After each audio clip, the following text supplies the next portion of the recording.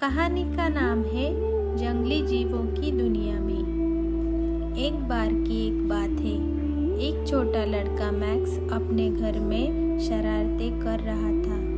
उसने भेड़िए की पोशाक पहन रखी थी और घर में उधम मचा रहा था।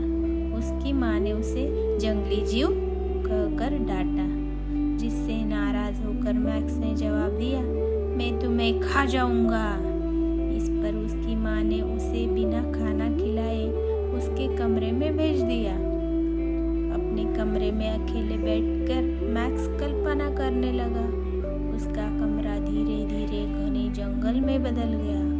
उसे ऐसा लगा वो ऊंचे ऊंचे पेड़ और लताओं से घिरा रास्ता समुद्र तक जा रहा है।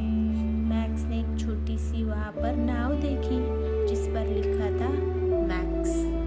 वह नाव में सवार होकर कई दिनों और रातों तक समुद्र पार करता रहा, जब तक कि वह जंगली जीवों की भूमि पर नहीं पहुंच रहा था। वहाँ उसने विशाल डरावने लेकिन प्यारे जंगली जीवों से मुलाकात की। उसकी भयंकर दहाड़, नुकीले दांत, बड़े पंजे और घूरती आंखों के बावजूद मैक्स ने बिना डरे उनकी आंखों में आंखें डालकर देखा। जंगली जीव उसकी बहादुरी से प्रभावित हुए और उसे अपना राजा घोषित किया।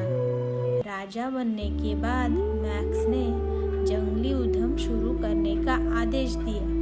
सभी ने मिलकर नाचना, गाना, कूदना, मचाना शुरू किया। लेकिन कुछ समय के बाद मैक्स को अपने घर की याद आने लगी। उसे लगा कि वह उसे घर जाना चाहिए, जहाँ पर उसकी मम्मी उसे बहुत प्यार करती है। फिर मैक्स ने जंगली जीवों को बताया कि वह अपने घर जाना चाहता है। जंगली जीव उदास हो गए और बोले, प्लीज मत जाओ, हम तुम्हें खा लेंगे क्योंकि हम तुमसे बहुत प्यार करते हैं। लेकिन मैक्स ने उन्हें बाय बाय कहा और अपनी नाव में सवार होकर फिर घर की ओर चल पड़ा।